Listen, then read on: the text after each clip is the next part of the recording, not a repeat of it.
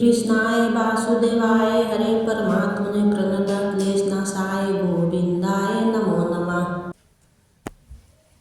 आज मैं आपको षष्ठीला एकादशी की ऐसी कथा सुनाने जा रही हूँ जिसे सुनकर इस व्रत का वास्तविक महत्व समझ में आएगा।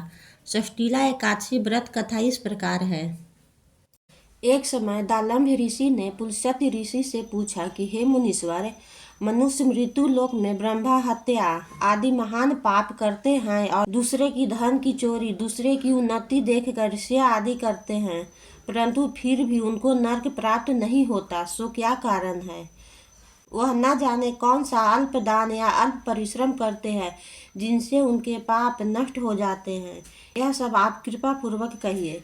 इस पर पुलस्त्य महात्मा बोले, मुनि, आपने मुझसे अत्यंत गंभीर प्रश्न पूछा है। इससे संसारी जनों को बहुत लाभ होगा। इसको इंद्र आदि देव भी नहीं जानते, परंतु मैं आपको यह गुप्त भेदवश ही बताता हूँ। माघ मास के आने पर मनुष्य को स्नान आदि से शुद्ध रहना चाहिए और इंद्रियों को वश में करके तथा काम, क्रोध, लोभ, मोह, ईर्ष्या, अभिमान आदि का स्मरण नहीं करना चाहिए। उसको हाथ पैर धोकर पुष्प नक्षत्र में गोबर, कपास, तिल मिलाकर उपले बनाना चाहिए। उन कंडों से 108 बार हवन करे और यदि उस दिन मूल नक्षत्र हो, द्वादशी हो तो नियम से रहे। स्नान आदि नित्य क्रिया से शुद्ध होकर भगवान का पूजन कीर्तन करना चाहिए। एकादशी के दिन व्रत करे और रात्रि को जागरण तथा हवन करे। उसके दूसरे दिन धूप दीप नैवेद्य से भगवान की पूजा करे और खिचड़ी का भोग लगाना चाहिए। उस दिन कृष्ण भगवान का पूजन करना चाहिए। उनको पेठा, नारियल, सीताफल या सुपारी सहित अर्घ्य देना चाहिए और फिर उनकी स्तुति करना चाहिए। हे भगवान, आप अशरणों को शरण देने वाले हैं। आप संसार में डूबे हुए का उद्धार करने वाले हैं। हे पुंडरीकाक्ष, हे कमल नेत्री, हे विश्व भगवान, हे जगत गुरु, आप लक्ष्मी जी सहित मेरे इस तुच्छ अर्घ्य को स्वीकार कीजिए। इसके पश्चात ब्राह्मण को तिल दान करना चाहिए। इस प्रकार मनुष्य जितने तिल का दान करता है वह उतने ही सहस्त्र वर्ष स्वर्ग में निवास करता है। तिल स्नान, तिल का उबटन, तिलोदक, तिल का भोजन, तिल का दान यह षष्ठीला कहलाती है।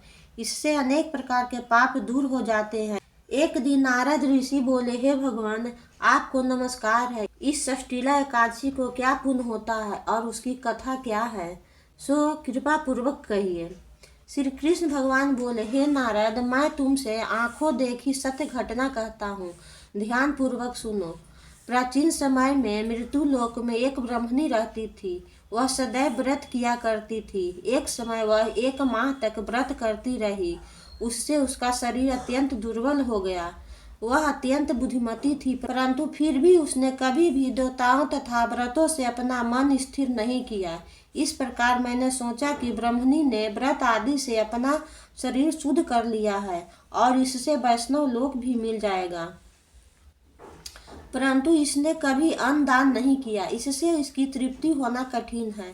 ऐसा सोचकर मैं मृत्यु लोक में गया और उस ब्राह्मणी से अन्न मांगा। वह बोली, हे महाराज, आप यहाँ किस लिए आए हैं? मैंने कहा, मुझे भिक्षा चाहिए। इस पर उसने मुझे एक मिट्टी का पिंड दे दिया।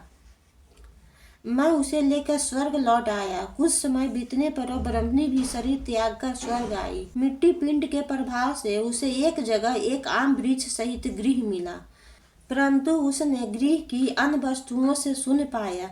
वह घबराई हुई मेरे पास आई और कहने लगी, हे भगवान, मैंने अनेकों व्रत आदि से आपकी पूजा की है, फिर भी मेरा घर वस्तुओं से रहित है, सो क्या कारण है? मैंने कहा, तुम अपने गृह को जाओ और देव स्त्रियों तुम्हें देखने आएगी।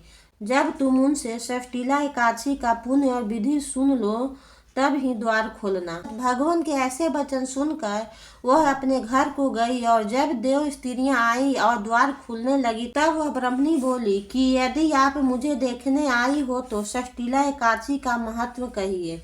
उनमें से एक देवी स्त्री बोली, सुनो, मैं कहती हूँ। जब उसने षष्ठीला एकादशी का महत्व सुना दिया तब उसने द्वार खोला। देव स्त्रियों ने उसको सब स्त्रियों से अलग पाया। उस ब्राह्मणी ने भी देव स्त्रियों के कहे अनुसार षष्ठीला का व्रत किया और उसके प्रभाव से उसका गृह धन धान्य से भरपूर हो गया। अतः मनुष्यों को मूर्खता त्याग कर षष्ठीला एकादशी का व्रत करना चाहिए। इससे मनुष्यों को जन्म जन्म में आरोग्यता प्राप्त हो जाती है। इस व्रत से मनुष्य के समस्त पाप नष्ट हो जाते हैं। इसी के साथ षष्ठीला एकादशी व्रत कथा यहीं पूर्ण होती है। भगवान श्री हरि विष्णु की कृपा आप सभी पर सदा बनी रहे। राधे राधे।